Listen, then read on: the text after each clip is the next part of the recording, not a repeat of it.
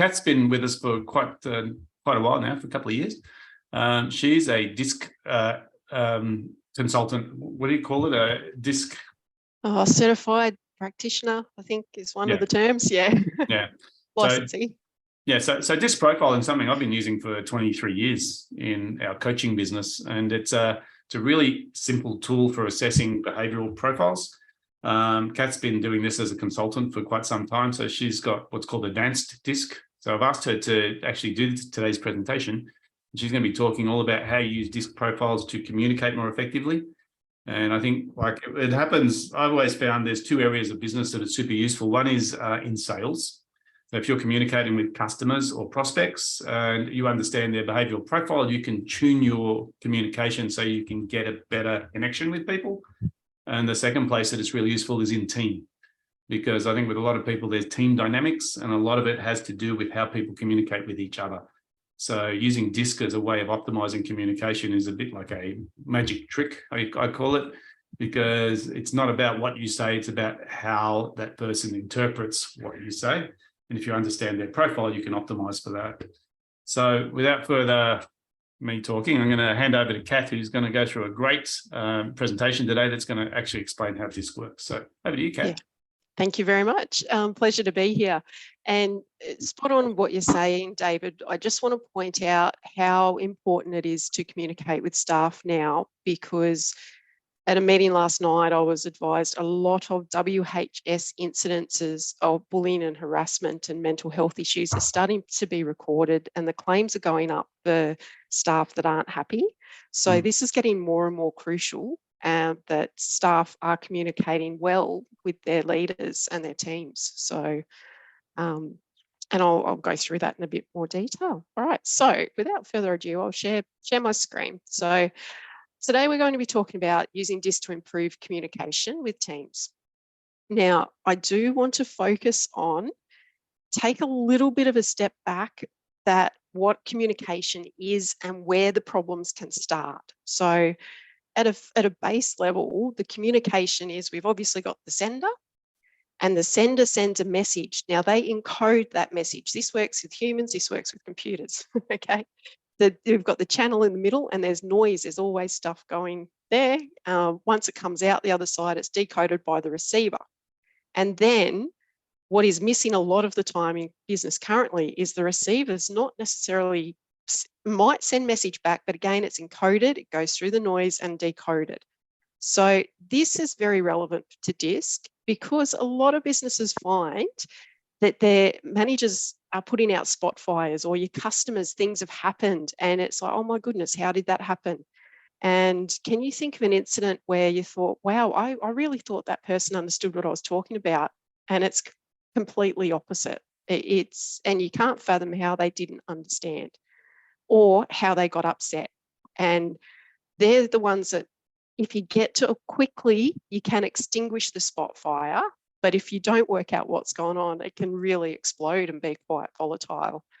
With engagement, DISC is something that's really huge. When you engage your staff, they have found that your return on investment can improve your customer metrics, productivity, profitability, lower absenteeism, lower turnover. So a lot of businesses use this tool DISC because they want to improve those metrics, okay? But what they forget is that we can do better. People leave managers, not companies. There's usually 2 reasons people leave their jobs, and this was a Gallup survey. It is the relationships they have with their managers or the relationships they have with their peers. Can you think of a time, and you can put the comments, just type yes in the chat if you're on the call. It doesn't get part of the recording. Or if you're watching this recording, can you think of a time that you loved your job or you loved an organisation you were with, but you left because of the people, the leaders or the team? And I think everybody at some point has walked away from something they loved. So it's not the job they leave, it's the culture, it's the people. So the most effective way to increase your employee engagement, communication, is to foster better relationships. So have those little conversations, make them part of how you converse. So what we find is that strong connections are formed through real conversations. So it's not enough to know what DISC is. You need to have the conversations about the DISC and share the experience. People are expecting much more at work. So that those that know the Maslow's hierarchy of needs, they have a lot. If they are having issues outside of work, it influences their work. So we see the behaviours at work, but we may not realise what's going on outside of that. And if someone is having struggles at the core level, at the physiological or safety level, they're really struggling to perform in the workplace. And if you don't have good communication with your staff and your managers and your teams, then people may not share that. So again, this goes back to that filter comes through. Now, I just want to clarify, DISC is behaviours. So if we think of an iceberg and you've got the top 10% on the top, so behaviours is what you see of people. Does that make sense? But what you don't see, and this comes from NLP, is that there's an external event, and then it will go through a series of filters. It gets deleted, distorted, generalised. It goes through their past, their memories, their current situation, their future, and it goes through all of these values, beliefs, attitudes. It then also goes on to their physiology if they're not sleeping or eating properly, their state. And then it comes up and that's how they react. That's their behaviours. That's what you see. Now, it sounds like a lot, but this happens in a split second. Have you ever been in a situation where something happened and it just was like a hot trigger button, bang, and you just went, wow, or somebody, you've said one thing that didn't seem like it would be a problem, that someone went off. And I think we've all seen those situations. Most of the time it's because of all of the underneath. So I just want everyone to be aware, DISC is not something that we can't change people's underneath. We can't change the underneath. We don't know the underneath. We just see the behaviours at the top level, okay? And DISC doesn't take you down to that level. What DISC does do, though, it helps you to recognise behaviours. So if someone's behaving in a certain way, you know how to adapt and how to help them along their journey in the workplace. So one of the things we look at is pace. So there's 4 types. So D is for dominance, and they are the fast-paced and task-oriented people. You need to know these guys, they hop in an elevator, they're pushing the closed door because they want to get going. They've got things to do. Okay, the I is the influence. They are also fast-paced, but they're people-oriented. They're the ones that are having a chat and miss the lift because they're too busy having a conversation with somebody, and they do things through people. So even though they're fast-paced, they're not as focused on an outcome. The S is a steadiness. Now, they are a slower paced and they are also people oriented, but they do not have the influence. People will have hundreds of people as friends on Facebook. They're social butterflies. Where the steadiness people, it's probably got a core group of 6. They're considered the introverts of people, where they've got a core group of people that they refer to. They like people, they just don't like heaps, and they like to take their time. The C is the compliance. Now, again, they are slower paced, but they're more task orientated. You're going to find these guys in things like law, computing, WHS. These are engineering. These are the kind of guys that you want to know that they've got everything right so that the train doesn't derail when it's being serviced, okay? The D's and the I's are usually renowned for sales because they're really quick. They get the quick results. So for lead generation, if you're focusing on that in your business, they're usually good for the quick results. Where the S and the C's in a sales point of view are usually slow and steady. They'll get results and they're really good at lead nurture and following a process. Okay. Any questions on that? Reading that, can you check, is there something that resonates with you where you think you might fit at this point in time, Sue or Peter or David? I'm going to just make a quick comment on this. We often look at this and say, well, which one are we? And what I think happens when you use DISC profiling is you realize that you're not one, you're usually a combination of a few. And Yes. so we sit there going, am I an I or am I an S? I'm not really sure. So I think when we do a behavioral profile, it actually identifies the level we are for each one of these. Yes. And when you go into the deeper disc, which I'm sure Kath's going to cover, you're looking for the distinction, where's your high points and where's your low points.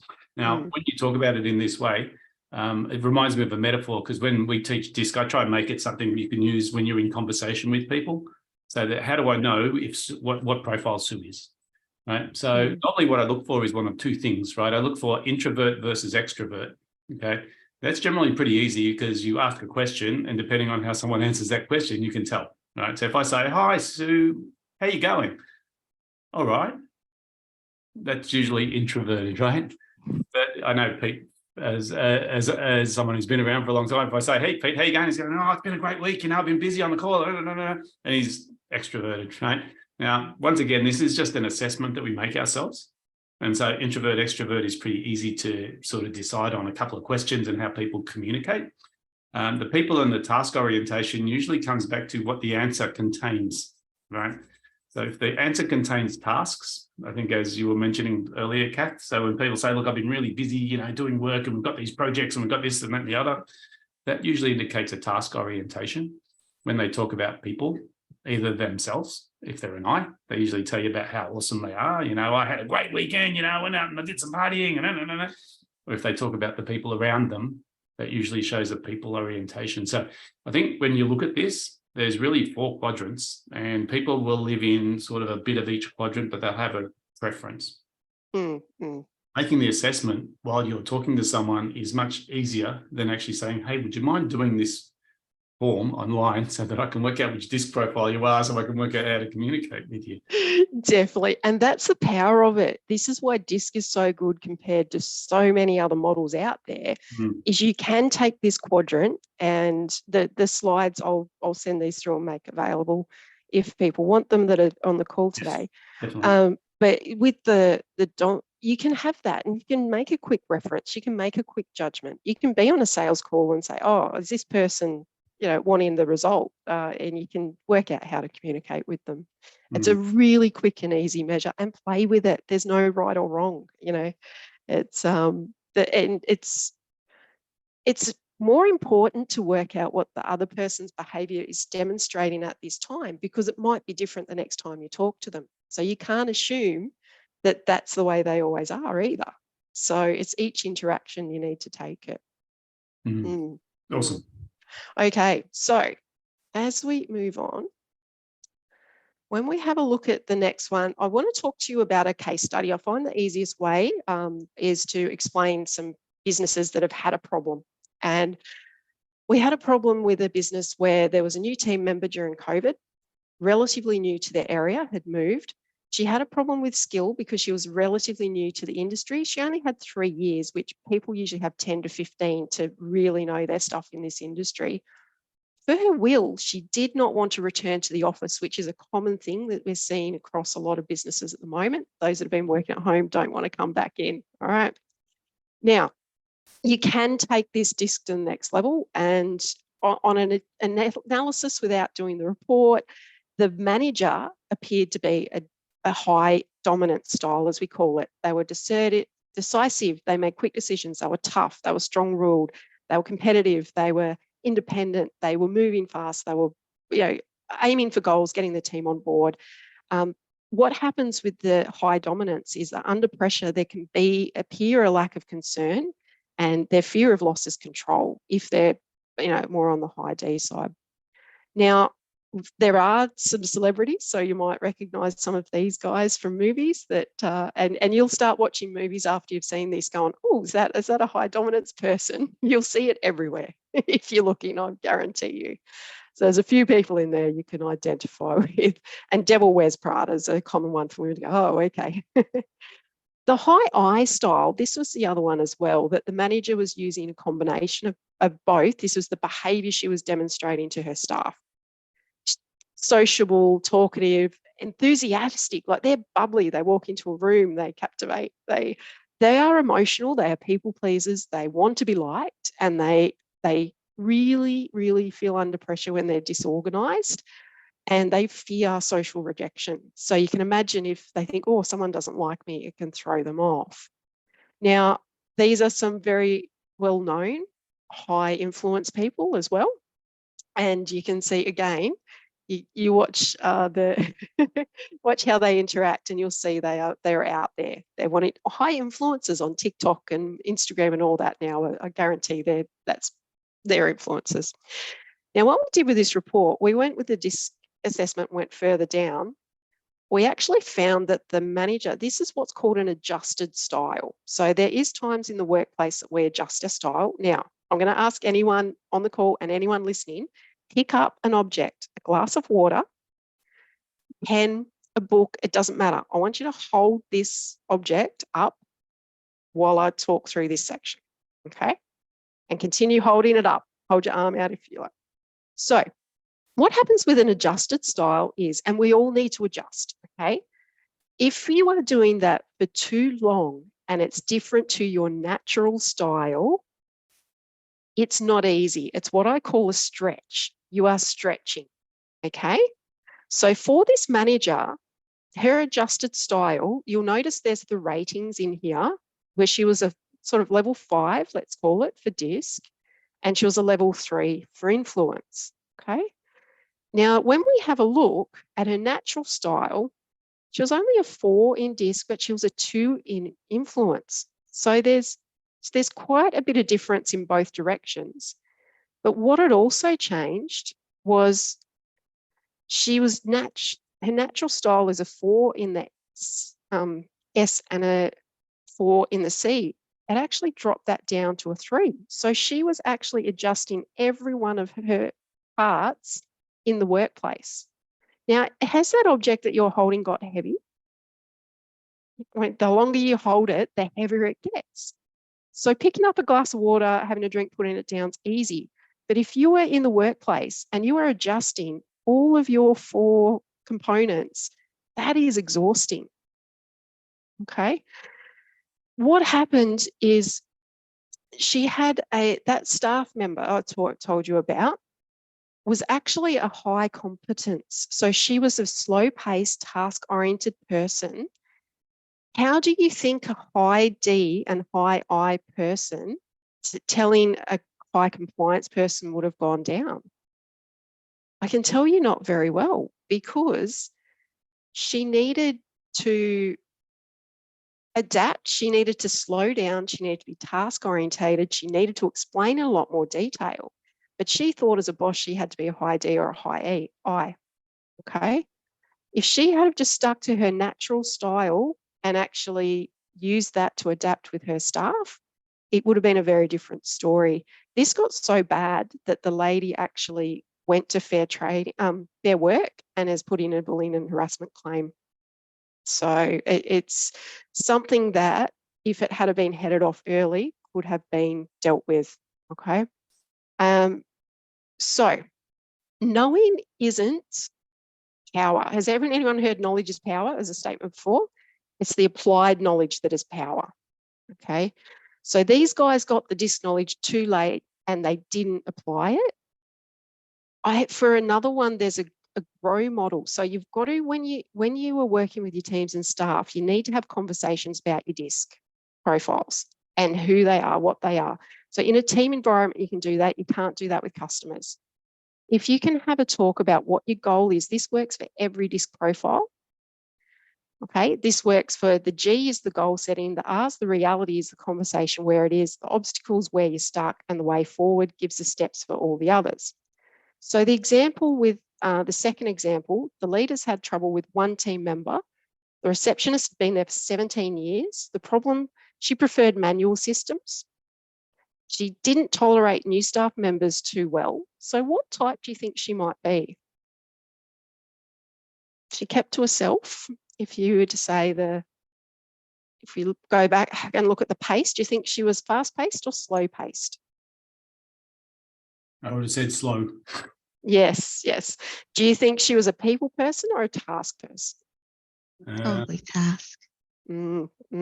She was actually a combination of that systemized, the green one, where she had low, but didn't want to be everyone's friend, and the compliance, where she wanted to take her time and go through and know everything in intimate detail. So what happened with this one? So this is the S style in more detail. She was calm, she was steady, careful, good listener, modest, trustworthy, a bit laid back. So to the fast-paced guys, the high Ds and the high Is, it can seem like they're not working hard enough or quick enough. But the S styles need that time, and they need step by step. They need to start at A and go to G in that order. They don't like jumping around, and neither does the compliance guys, where the high dominance and the high influence can do that. They're usually seen as shy, so again, introverted. Under pressure, they can be too willing, take too much, and they fear loss of stability. So a new person coming into a business can worry them, or a change, or these are a few people that are the systemized behavior. So you might recognize some of these guys. And if you think about the things they've done and how they've gone about it, they took a while. They weren't quick things. They didn't change their mind. What they did, they stuck to and they saw through. Particularly when you talk about Mother Teresa and Gandhi. Now, the high compliance, when we talk about these guys, they are really precise. They follow the rules. They are logical, careful, very formal, very disciplined, matter of fact. They don't like small talk. They can be overly critical. They're the guys in your team that if you need to have something proofread or checked, you hand it to these. They're like your superpower for that. They love it. And they do actually fear criticism of work. They can be seen as perfectionists and they're scared to hand over tasks as finished because they're always checking it.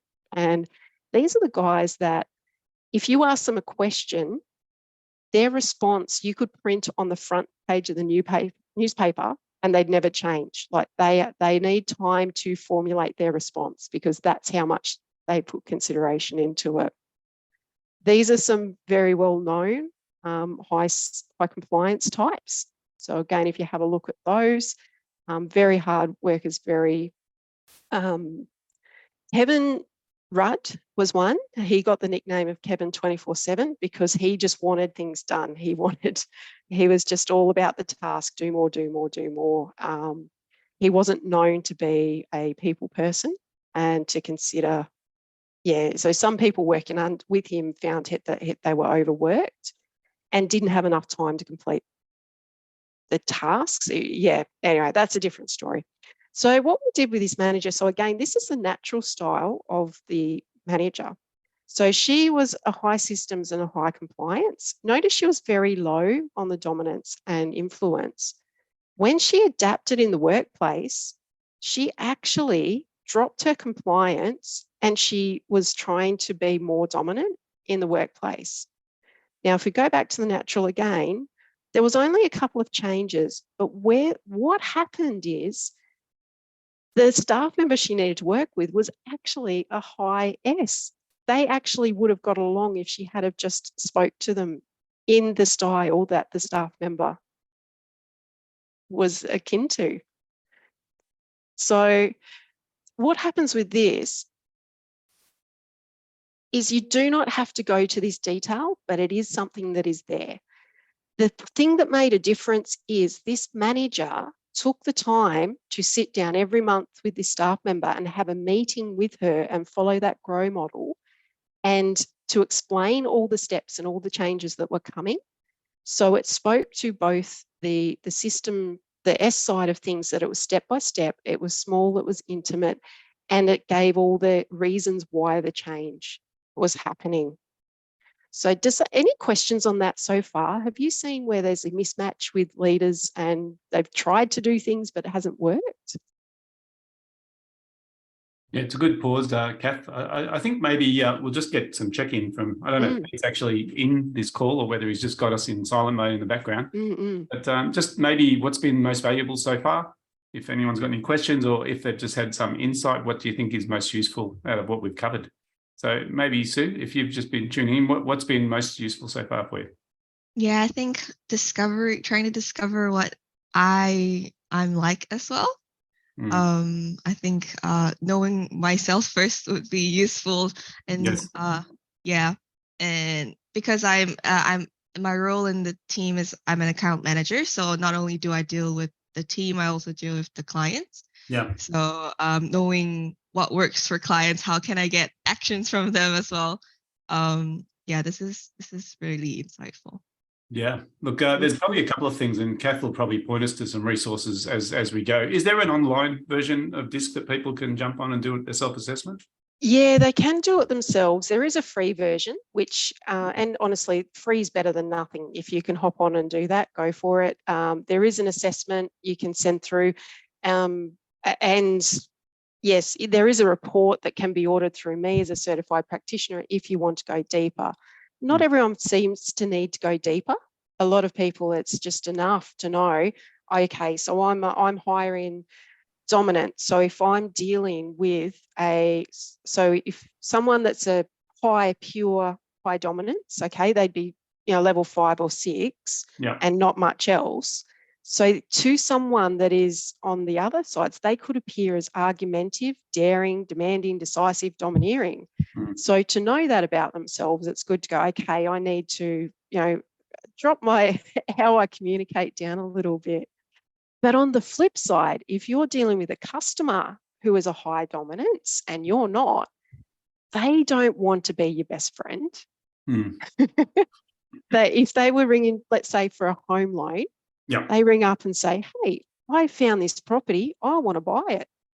They don't want to be brought into an office and see through how long we can take to go through the process and be, they want to know, can I have the money? How soon can I have an answer? When can I make an offer? And this is a really good point, Kath, because everyone wants to know their own profile. And you can sort of guess it by just asking simple questions like, am I a social person? Am I a private person?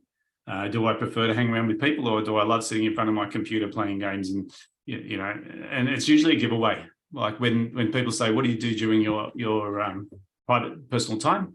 If you like to go out hiking in the wilderness on your own, then chances are you're not a people person. If you like to go and sort of catch up with friends and be social, then you probably are. Then we can talk extrovert, introvert from just the style of communication. But I think what you're touching on here is one of the risks of doing a DISC profile is it can become a justification for who you are. And I've seen this happen a lot where people go, well, I'm just a D, so I'm going to be very abusive in how I talk to you. And this is like, well, you've just now justified not being willing to be dynamic in your communication style. But what you've been talking about here is literally saying, well, it's probably more important to work out what the other person is. Because you can adjust your communication style. And as you said, with the glass of water scenario, you can, if you know that someone is a D, and I'm personally, like if I was an I, I'd be sitting there going, hey, how was your weekend? And you'd be going, great. So how's my proposal going?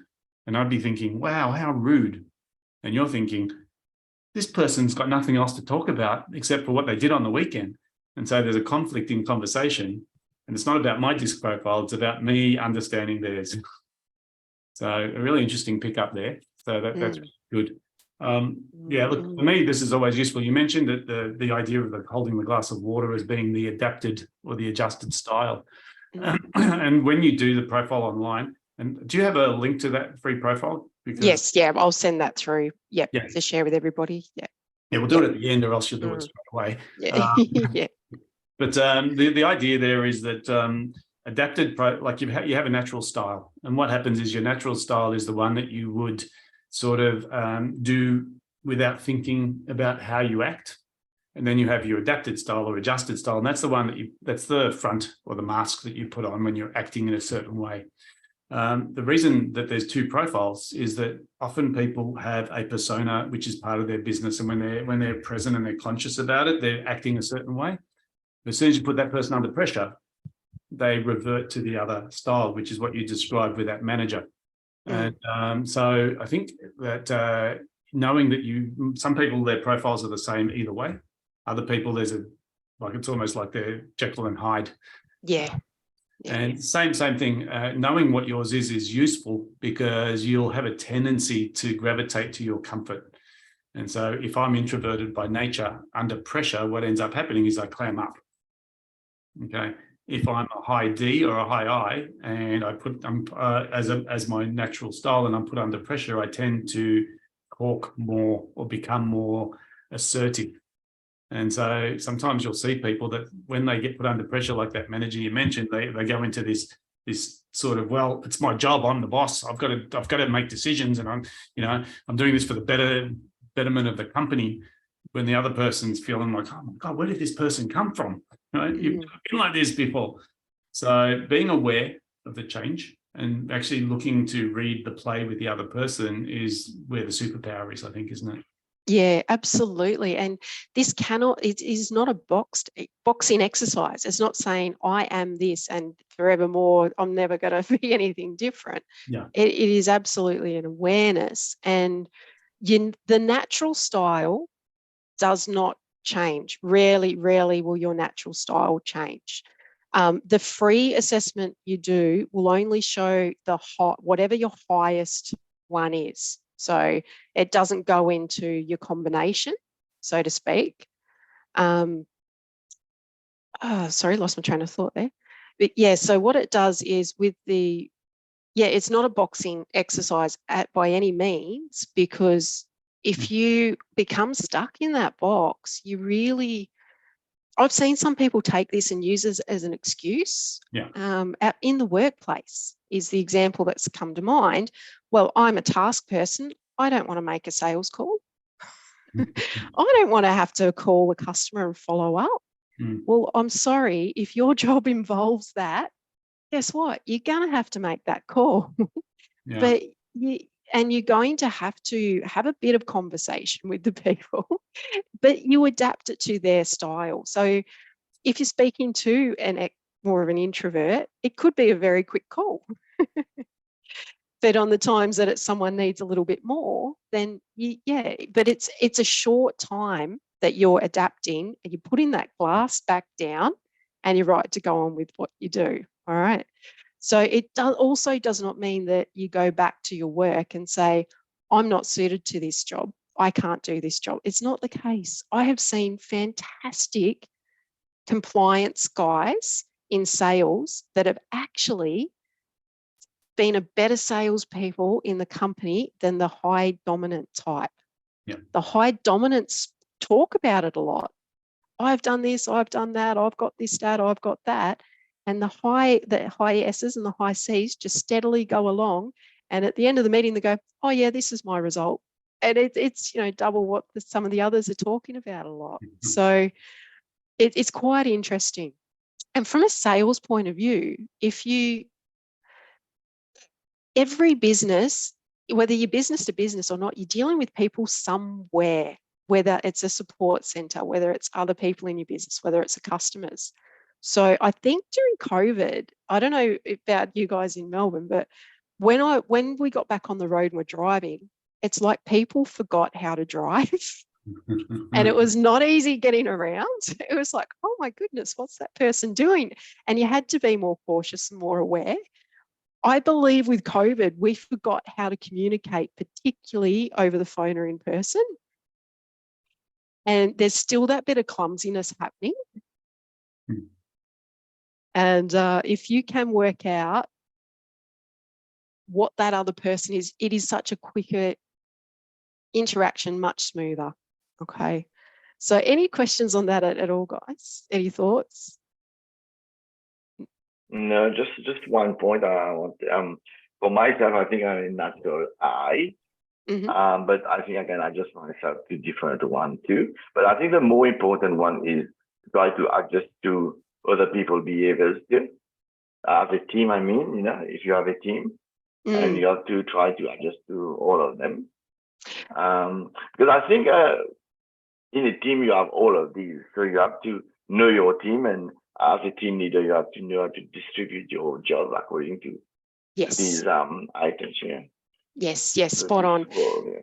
Yeah, and that's a great point, Peter, because it's skill and will. There's going to be, just because somebody prefers to talk to people a lot, it doesn't mean that they're a good salesperson. Okay. Yeah. So it is adapting to what their skills are, as long as what their preference is. Definitely. Sure.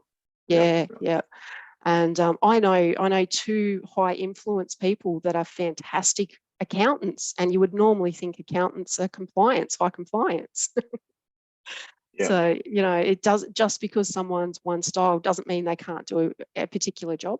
Yeah. Sure, Definitely. Sure. Yeah. Yeah. Yeah. And So it's also, good to have a mixed team. It's good, yeah. To have a mixed team. All of these people are very important. Yeah. yeah, so there's two things I think where Pete's going with this. One is, if I've got a team that are all different profiles, how do I communicate best with them? Yeah. And I think the short answer is, you're always talking to, like when I do presentations as an example, and people say, so do you use DISC in your presentation? How do you do that? Because how do you know who's in the room? And the short answer is, I make sure my presentation caters to all of the profiles. So I make sure that I'm talking to the dominants, I'm talking to the influencers, I'm talking to the steady, and I'm talking to the compliance. So if I do that in my presentation, I hit all the buttons. The other issue here is this idea of, I've lost my train of thought now. But I'll come back to me, because it came back to the idea of the teams, the stacked teams, David, is where I'm going on to next. There is, when you look at an overall team, there's a team profile of if you have, and managers have a tendency to hire people that are like them, right. but you need a mix. It just reminded me of my train of thought. So often people say, so which is the best profile for the job? And you touched on this, saying, well, that's another one of these hanging your hat on a profile thing. Profiles are just preferred communication styles. So you can have great salespeople in all profiles. You can have great accountants in all profiles. The trick here is, it's about, how do I optimize my communication with that person? And so when people say, which is the best profile, it's usually the one you are, is the one you believe to be the best one. So the Ds think Ds are best and you can't live without them. But I often say, imagine if you had a whole business that everyone was the same profile. It's a nightmare, right? Because Ds are starters. They tend to create a mess behind them and they never finish anything. Is a people person. They like to party all day and they like to make promises that they intend to keep, but they don't keep them because they're too busy having the next party. S's are step-by-step people who love to complete jobs, but they're not great starters. So, and C's are people who are perfectionists. So if you think about it, we need them all, right? We need them all in a team. So there's no one that's better than the other. And unless you accept that we need them all, you end up with a very lopsided team. And we see this a lot as example, engineering firms are, generally speaking, predominantly C personality profiles, because people go into engineering because they like to do numbers and calculations and they like to sit behind the computer. But if everyone's a C in the business, who's the initiator, right? So when you think about it, we've got a whole mixture of profiles going on all the time. It's not a question of which is the best one. It's a question of which one am I communicating with right now? And also, every team, you need to use all four of these types within the team. So if you have a gap, if you have no one with that sort of higher preference in one of those areas, someone is adapting to fill that gap. And and I know of an organization that worked out that the high Ds were the go-getters, the quick results people. They actually hired all of the managers, like they use the DISC as a hiring tool. I have two minds about whether that's a good thing or not. It is used. If it's done the right way, it's okay. But this organization decided that every manager needed to be a D, and they just butted heads. They were like putting 10 bulls in a room that just kept arguing all the time, because every one of them in their own mind was right. Everyone else was wrong. It had to be done their way, not. So it just didn't work. It was an interesting scenario. And you can imagine the poor, teams underneath these guys. Yeah. And this is the challenge, is people look at DISC and go, oh my God, we should be using this for everything. And you go, hang on a second, it's a tool. Right? It's an optimizer for communication. It doesn't mean that the Ds are the best at this. It just means that if someone is in D profile right now, the best way to communicate with them is short and direct. If someone's being a C, then they need to see data. So it's just about understanding those. Yeah. Yeah, definitely. So that is something in the more advanced reports I've got access to as a qualified practitioner. You can actually do pair reports in the DISC Advanced. So if you've got two people that are not getting along, we can actually generate a report and put them side by side and go, okay, I know when I first found out my DISC profile, which is decades ago, one of the things we did is communicate with me this way. And I had never ever thought to put up my hand and say, don't talk to me like this, but talk to me like this. And that is so powerful, so powerful. And the D's and I's don't have too much issue with it. But and what we find is people quite often look at DISC when there's a problem. It's really good to look at it when there isn't. So have a look at it when you're clear, because when you do it, you are filtering at the time what's going on for you. So unless you do the full paid report, it can be a bit geared to how you're acting in your job at the moment, but it will give you an indication. Okay. With that, the things that most businesses identify that there's an issue when there's too late with all of those issues there. So all I would say is don't leave it too late. Work out what your profile is and start looking at I will email this PACE thing. This was a game changer for me. Just to have this there, and when I'm talking to someone, using that as a ready reckoner very quickly. Okay, I'm talking to this person. Are they talking really quickly?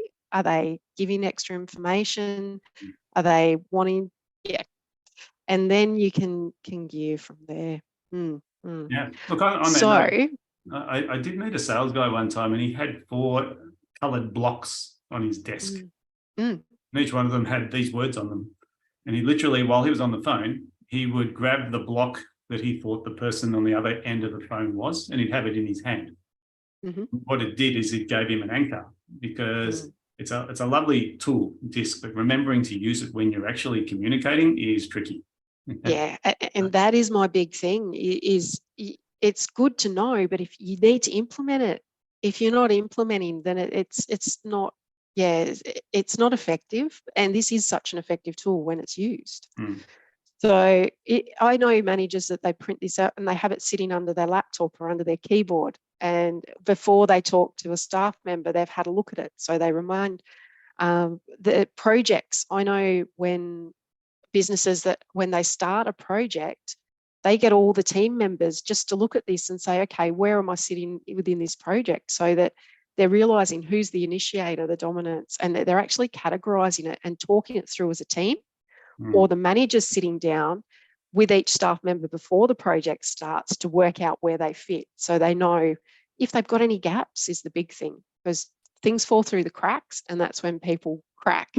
So if you can identify that early, makes a huge difference. Yeah. Fantastic. Yeah. So any other questions, Sue or Peter, at the moment? No, not really. Very insightful, and I'd be curious to try out that tool. Excellent. So what I'll do, I'll pop a link in the chat, which has got my, you can book a 30-minute session with me if you wanted to have a quick little talk about any of this. And I will email the free link is a little tricky. So I will confirm the best way to do that free one, because it changes from time to time. There is one for Tony Robbins that you can put through, or there is one I can just put through on Google Drive. So it really depends. I'll just ask yourself, Sue or Peter, how much did you want sort of behind that free report? Because there is a lot of information available online.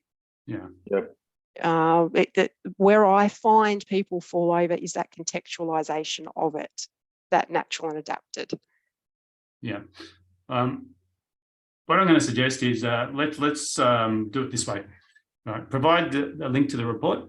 Let's get these guys to do the report for themselves, and then they can book a time with you to decode it. How does that sound? Yeah. That's a really good way to go about it. because I think, again, without the conversation, it can lose context. Yeah. And we need to look at the filters of where you're applying that in your life as well.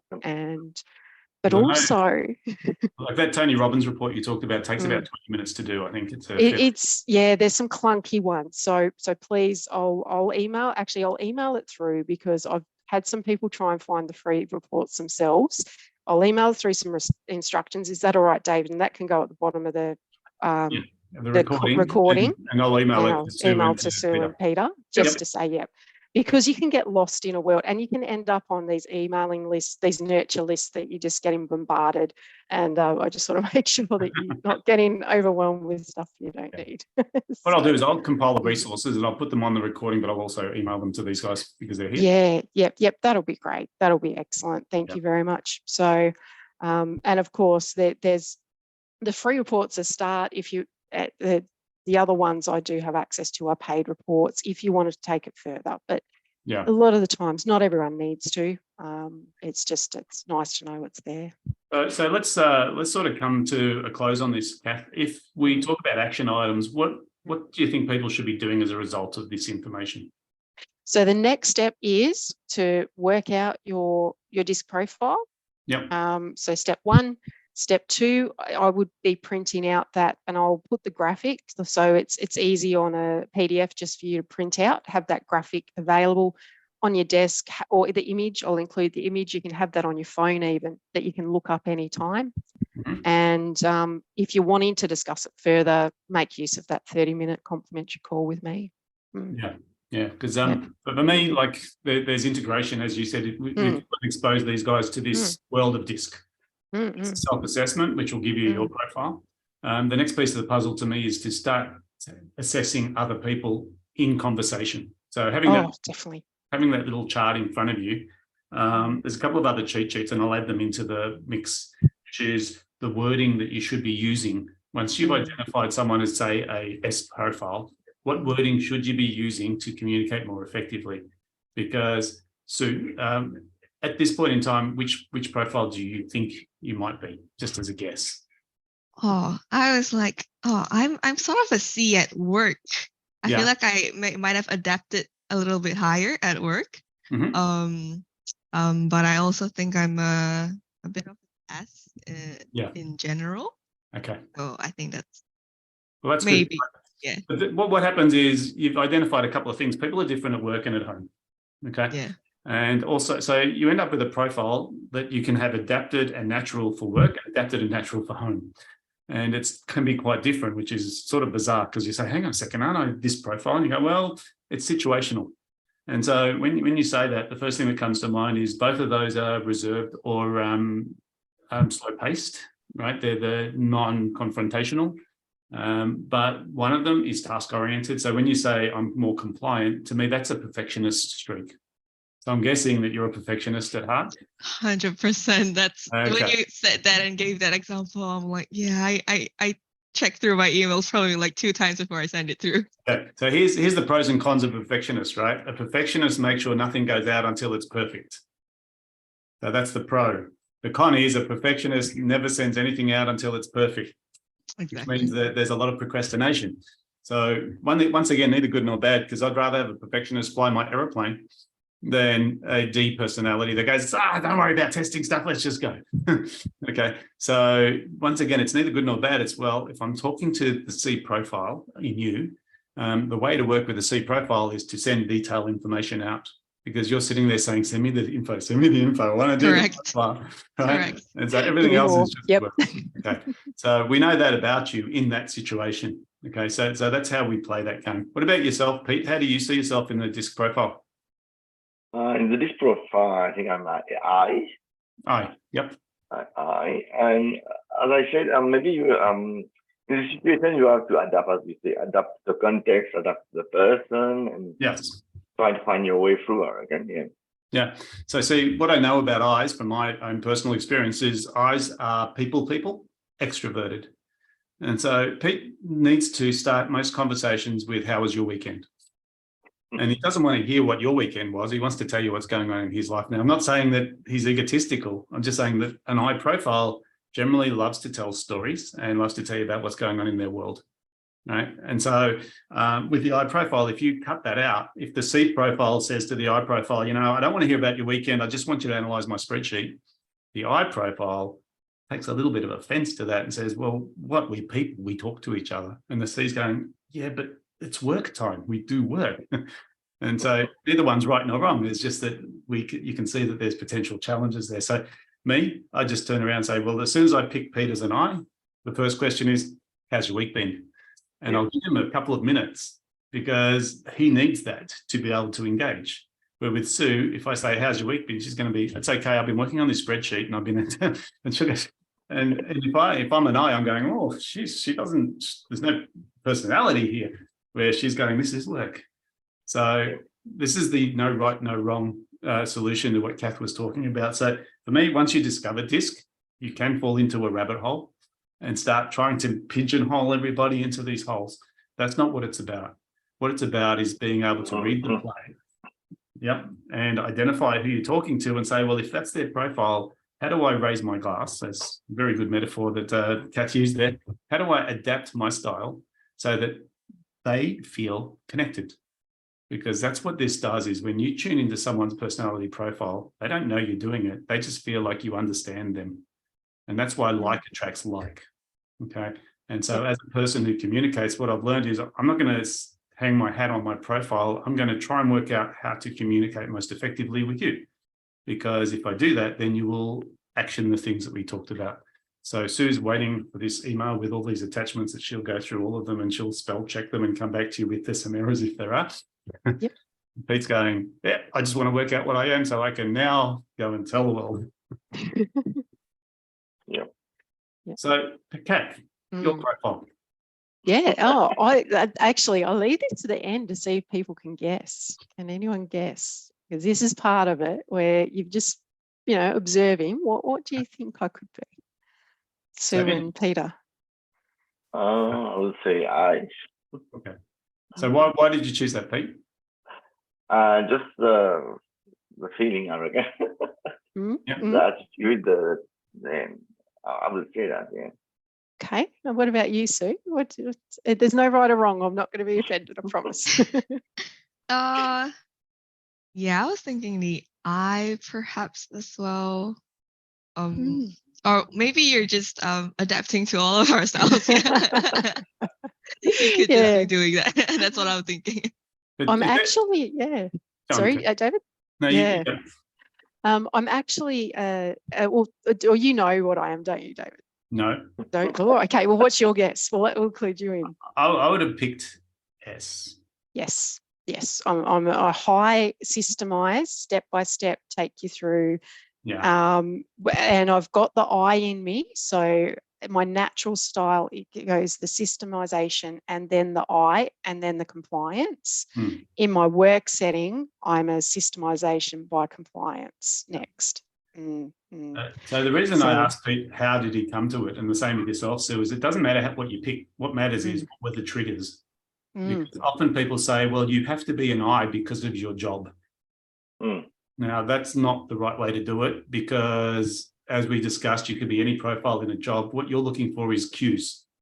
And one of the things that we did in our DISC training when I did it many years ago is we'd watch like 1 second of video of a person on TV and we'd say, what profile are they? And everyone would say, oh, he's the Prime Minister, so he has to be a X, right? And it'd be, no, what did you see? Okay. And you're looking for observation of behavior as opposed to sure.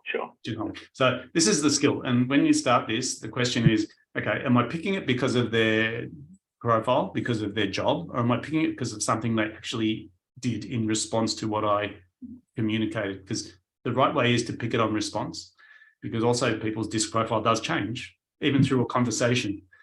So with Kath, everyone sort of chose a profile based on a couple of premises that they made.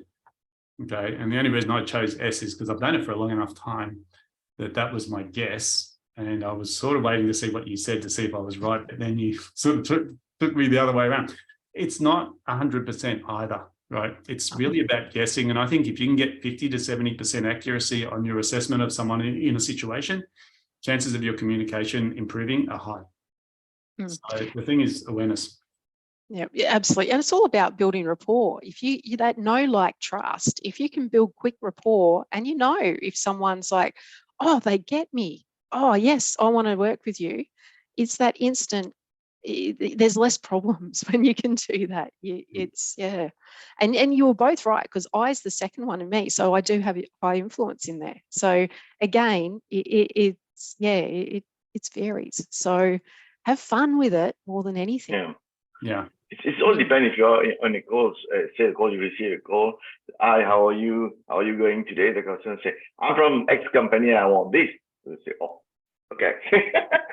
Yes. Yes. No greeting, nothing else. Straight away. Yeah, I'm from X company, I want this. Okay. You mean business, and jump into it and do whatever they used to do. Yeah, you have to adapt whatever it is. Yeah. Some people will, as you say, will relate it. How are you going? And good. I've been fishing yesterday and blah, blah, blah. Yeah. And then they will start, I need this one, I need that, Yeah. All right. Well, really excellent. Yeah, I suppose the idea of today was to sort of get you to think about DISC as a tool that we can use on a day-by-day basis. We'll provide some of the tools so that you can actually have the cheat sheet, and then you can do a profile online.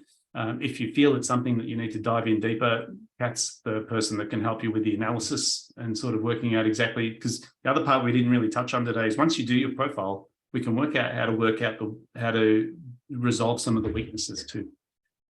Because every profile has a strength and a weakness.